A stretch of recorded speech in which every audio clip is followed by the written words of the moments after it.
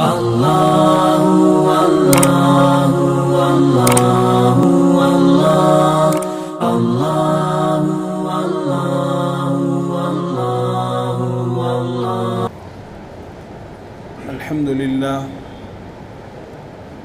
لله نحمده ونستعينه ونستغفره ونؤمن به ونتوكل عليه ونعوذ بالله من شرور أنفسنا ومن سيئات أعمالنا ونعوذ بالله من شرور أنفسنا ومن سيئات أعمالنا ونعوذ بالله من شرور أنفسنا ومن سيئات أعمالنا من يهده الله فلا مضل له ومن يضلله فلا هادي له ونشهد أن لا إله إلا الله وحده لا شريك له ونشهد أن سيدنا ومولانا محمدا عبده ورسوله أما بعد فقد قال الله تبارك وتعالى في القرآن المجيد والفرقان الحميد فأعوذ بالله من الشيطان الرجيم بسم الله الرحمن الرحيم هو الذي أرسل رسوله بالهدى ودين الحق ليظهره على الدين كله ولو كره المشركون وقال النبي صلى الله عليه وسلم يا أبا سفيان جئتكم بكرامة الدنيا والآخرة وقال النبي صلى الله عليه وسلم الدين النصيحة أو كما قال عليه الصلاة والتسليم صدق الله العظيم وصدق رسوله النبي الكريم وصدق على الشاهدين والشاكرين والحمد لله رب العالمين۔ تمام تعریفیں اس اللہ کے لیے ہیں جس نے ساری کائنات کو اپنے دست قدرت سے پیدا فرمایا۔ کروڑوں درود و سلام ہو ہمارے آقا مولا حضرت محمد الرسول اللہ صلی اللہ علیہ وسلم پر، جن کے صدقے طفیل سے اللہ نے ساری کائنات کو وجود بخشا ہے۔ بزرگان محترم، ربیع الاول کا یہ مبارک مہینہ اللہ نے دوبارہ ہماری زندگی میں عطا فرمایا ہے۔ یہ مبارک مہینہ ہم سب جانتے ہیں کہ بہت اونچی نسبت لیے ہوئے ہے، اور اس مبارک مہینے کی فضیلت اس نسبت سے ہے کہ ہمارے آقا تاجدار مدینہ حضرت محمد الرسول اللہ صلی اللہ علیہ وسلم کی پیدائش کا مہینہ ہے، دنیا میں تشریف لانے کا مہینہ ہے۔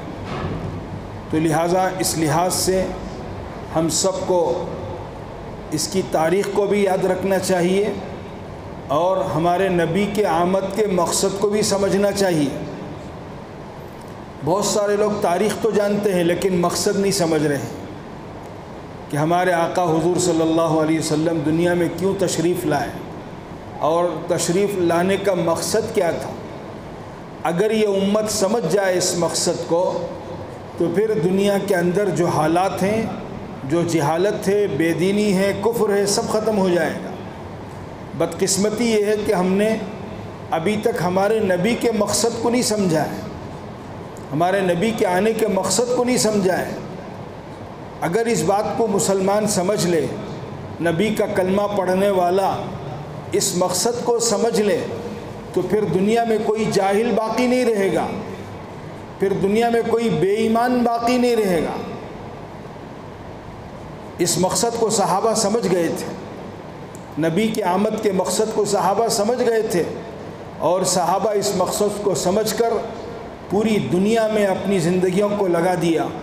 اسی لیے مورخین تاریخ لکھنے والے کہتے ہیں کہ صحابہ کی جو جماعت تھی ہمارے نبی کے حیات میں 1.25 لاکھ سے زیادہ تھی، 1.25 لاکھ سے زیادہ صحابہ کی تعداد تھی، لیکن آج مکے اور مدینے کے قبرستانوں میں ان کی تعداد کو معلوم کیا جائے تو 20,000، بہت زیادہ اگر بتایا جائے تو 30,000 صحابہ کی قبریں ملیں گی۔ بقیہ 1 لاکھ سے زیادہ صحابہ کہاں چلے گئے؟ دنیا میں پھیل گئے، پوری دنیا میں پھیل گئے، اور نبی کے مقصد کو سامنے رکھ کر زندگی گزاری۔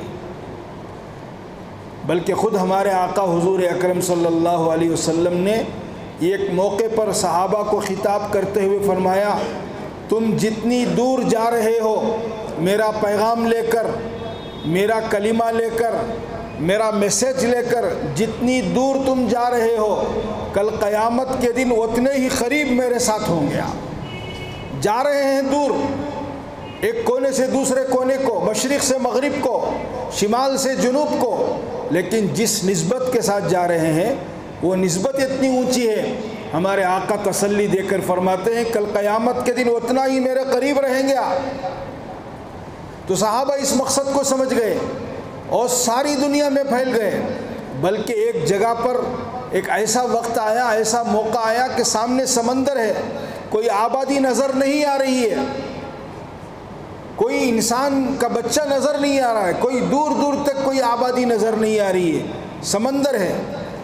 تو آخر میں وہ صحابی رسول سمندر کو خطاب کرتے ہیں اور کہتے ہیں اے سمندر، اے دریا، مجھے معلوم ہو جائے کہ اس پار بھی اگر اللہ کے بندے جیتے ہیں، انسانیت بستی ہے، میں وہاں بھی میرے نبی کا پیغام لے کر جاتا، لیکن کوئی نظر نہیں آ رہا ہے، کوئی خبر نہیں مل رہی ہے.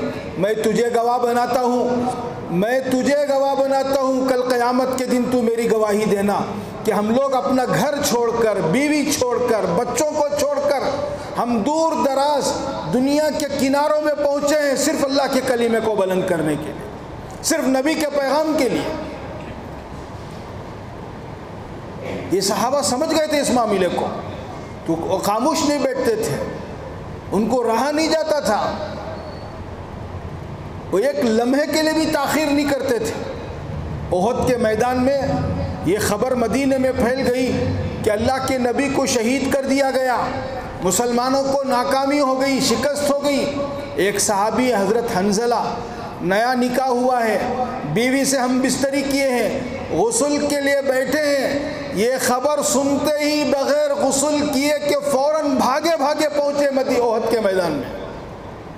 برداشت نہیں کیا، میں غسل تک انتظار کروں، وہاں تو حال ایسا ہو رہا ہے، برداشت نہیں کیا، گئے اسی حالت میں.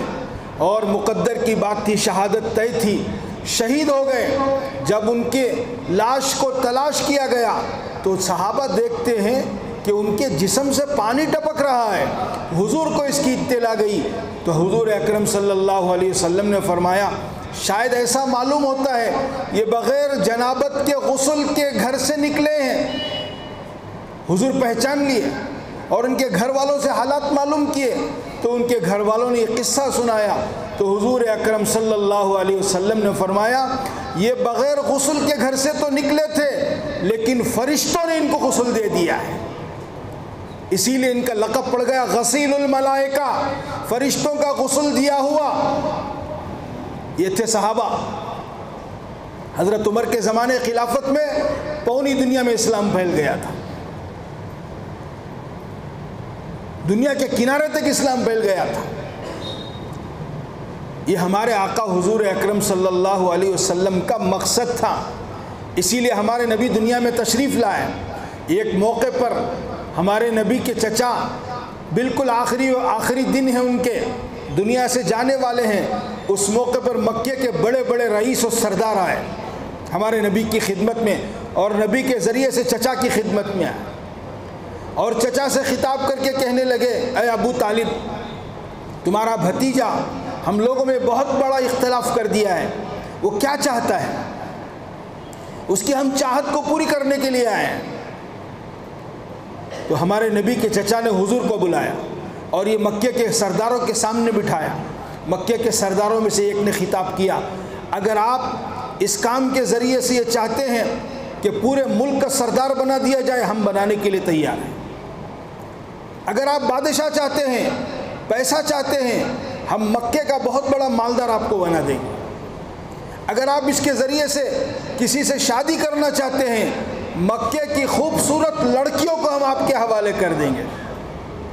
لیکن آپ نے جو کام شروع کر دیا ہے اس سے باز آ جائیے، اسے چھوڑ دیجیے.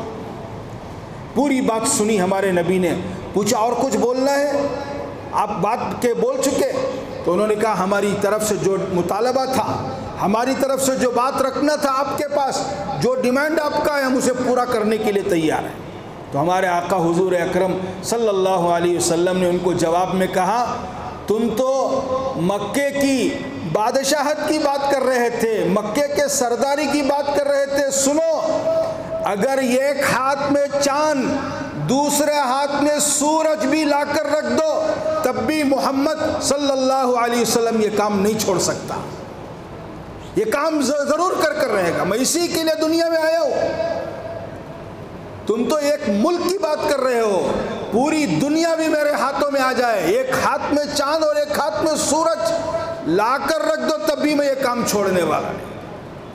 یہ ہمارے نبی کا مقصد تھا, یہ ہمارے نبی کا پیغام ہے.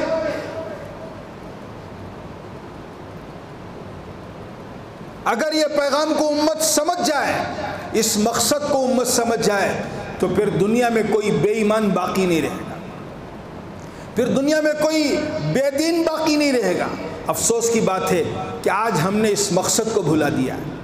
یہ ربیع الاول کا مہینہ بار بار ہماری زندگی میں آ رہا ہے, یہی پیغام لے کر آ رہا ہے. صرف برکت کا مہینہ نہیں, کچھ جلسہ جلوس کر کے, کچھ سیرت کے جلسے کر کے چھٹی کر دے, ہم نے گویا ہمارے نبی کا حق ادا کر دیا. یہ ہرگز نہیں, یہ ہرگز یہ پیغام نہیں ہے.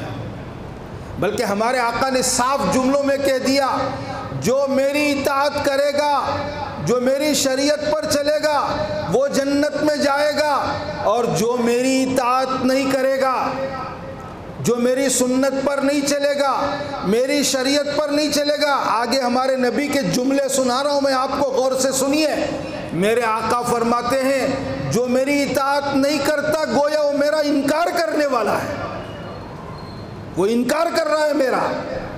اگر اسے میرے نبوت کا اقرار ہوتا وہ میری سنت کو نہیں چھوڑ سکتا. اگر اسے میری نبوت کا اقرار ہوتا میرے دین پر چل کر دکھاتا, دنیا والوں کو نہیں دیکھتا. یہ میرے آقا کے جملے ہیں. ومن عصانی فقد ابا, جو میرے اطاعت نہیں کرتا, میری نافرمانی کرتا ہے, فقد ابا, وہ انکار کرنے والوں میں ہے, وہ انکار کر رہا ہے. اور پھر میری انکار کرنے والے کا کیا ہوگا, اس کا انجام کیا ہوگا, اس کا ٹھکانہ فقط جہنم کے علاوہ کچھ نہیں ہے. تو بھائیو, یہ پیغام ہے ربیع الاول کا, یہ میسج ہے ربیع الاول کے مہینے سے کہ ہمارے نبی نے ایک پیغام اس دنیا کو لایا تھا, پوری انسانیت کے لیے ایک پیغام لایا تھا, اور وہ پیغام کی ذمہ داری اس امت کو دی ہے. یہ امت ذمہ دار ہے, ہر مسلمان ذمہ دار ہے, ہر کلمہ پڑھنے والا ذمہ دار ہے. اگر اس میسج کو اور اس پیغام کو ہم نے نہیں اپنایا اور نہیں پہنچایا دوسروں کو, پھر یاد رکھیے بات, دنیا میں بھی اس کے لیے ناراضگی کی بات ہوگی, اور کل قیامت کے دن نبی کا چہرہ بھی نہیں دیکھ سکے گا. اللہ ہم سب کی حفاظت فرمائے.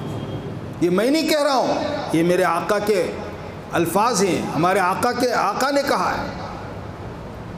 اتنے ناراض ہوں گے ہمارے نبی, اللہ کے نبی فرشتوں سے کہیں گے اس کو میری نظر سے دور کر دو, سحقن سحقن, دور کرو اس کو.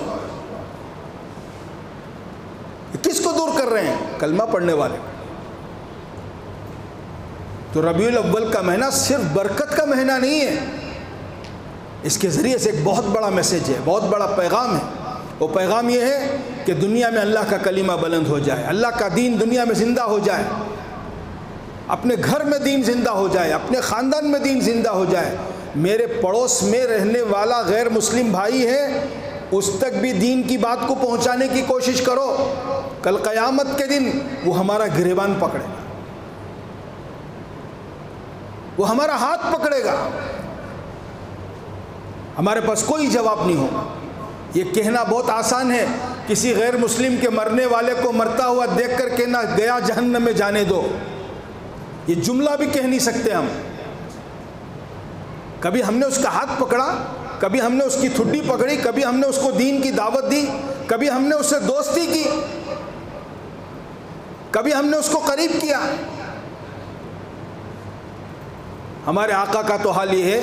دشمنوں کے بارے میں ایک موقع پر اللہ کے نبی کا چہرہ ابو جہل نے زخمی کر دیا. حضرت حمزہ جو حضور کے چچا بھی ہیں اور حضور کے رشتے میں دودھ شریک بھائی بھی ہیں,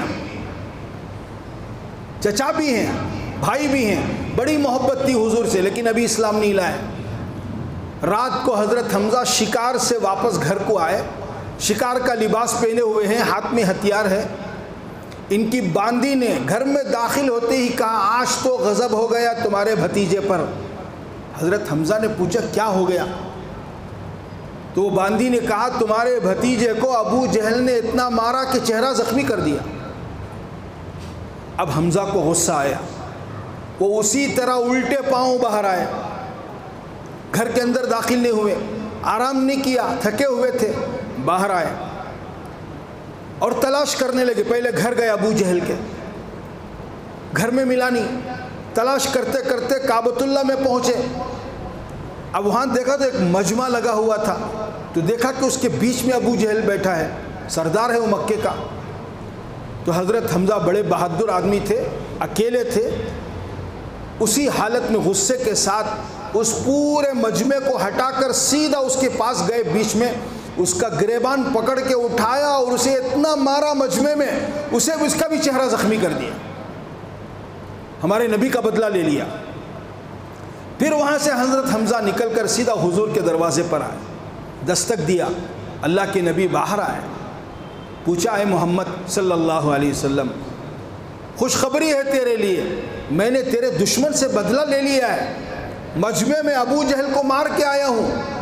لیکن اللہ کے نبی پر کوئی مسکرانا ہوا چہرہ نہیں، خوشی کے آثار نہیں، شکریہ کے الفاظ نہیں، خاموش ہے، چہرے پر وہی غم کے آثار ہیں۔ تو حضرت حمزہ نے پوچھا کہ آپ کو اس عمل سے خوشی نہیں ہے، آپ خوش کیوں نہیں ہو رہے ہیں؟ چہرہ رنجیدہ معلوم ہو رہا ہے۔ تو ہمارے آقا نے جو جواب دیا سنیے، کیا جواب دیا؟ کہنے لگے اے میرے چچا، مجھے خوشی ابو جہل سے بدلہ لینے میں نہیں ہے، مجھے تو خوشی اس پر ہے کہ وہ بھی کلمہ پڑھ کر جنت کو چلا جائے اور آپ بھی مسلمان ہو جائیں۔ دشمن کے بھی بدلے پر خوشی نہیں، بلکہ دشمن کو بھی جنت میں بھیجنے کی خوشی ہے۔ ہمارے آقا نے جواب دیا وہ بھی کلمہ پڑھ کر مسلمان ہو جائے، جنت کو چلا جائے، اور آپ بھی کلمہ پڑھ لیں، آپ بھی مسلمان ہو جائیں، اس پر مجھے خوشی ہے۔ اس کہنے پر حضرت حمزہ مسلمان ہو گئے۔ تو یہ ہمارے نبی کا مقصد ہے، یہ نبی کا پیغام ہے، یہ ربیع الاول کے ذریعے سے پیغام ہے کہ آج دنیا کے اندر کیا ہو رہا ہے، اور ہم مسلمان ہیں، کلمہ پڑھنے والے ہیں، دین حق پر ہیں، اسلام ہمارا سچا مذہب ہے۔ ہم خود نہیں چل رہے تو ہم دوسروں کو کیا دعوت دیں گے؟ اس لیے آج کے اس مبارک مہینے کے پیغام میں ہم سب یہ نیت کریں، ہم خود دین پر چلیں گے اور دوسروں کو بھی دین کی دعوت دیں گے انشاءاللہ۔ اور یہ کام اپنے پڑوس سے شروع کریں، اپنے دکان میں پڑوسی ہے، مکان میں پڑوسی ہے، غیر مسلم بھائی ہے، اس سے شروع کریں۔ پہلے مرحلے میں دعوت نہیں، اکرام کرو، قریب کرو، ہو سکے تو اسے مٹھائی کا ایک ڈبہ پیش کرو، ایک فروٹ کا کوئی ہدیہ پیش کرو، اور اس خوشی میں پیش کرو میرے نبی کا مہینے کا پیدائش کا مہینہ ہے، اس خوشی میں تجھے دے رہا ہوں۔ پھر وہ قریب ہوگا، پھر وہ نبی کی سیرت کو سنے گا، پھر آپ دعوت بھی دو۔ پہلے اکرام کرو، یہ ہمارے نبی کا طریقہ ہے، یہ ہمارے نبی کا عمل ہے۔ اپنے پڑوسیوں سے شروع کرو، جو بھی ہمارے پڑوس میں ہے، اپنے گھر و خاندان میں بھی اگر لوگ دین سے دور ہیں تو ربیع الاول کے اس مبارک مہینے کا پیغام سمجھ کر آپ کام شروع کرو، پھر دیکھیے آہستہ اللہ حالات کیسے بدلیں گے، اور جو کچھ ہو رہا ہے یہ غفلت اور بے دینی کی وجہ سے ہو رہا ہے۔ اللہ تعالی ہم سب کو اس مبارک مہینے کی اور اس مبارک مہینے کے پیغام کو سمجھنے کی توفیق عطا فرمائے اور اس پر عمل کرنے کی توفیق عطا فرمائے۔ وآخر دعوانا الحمدللہ۔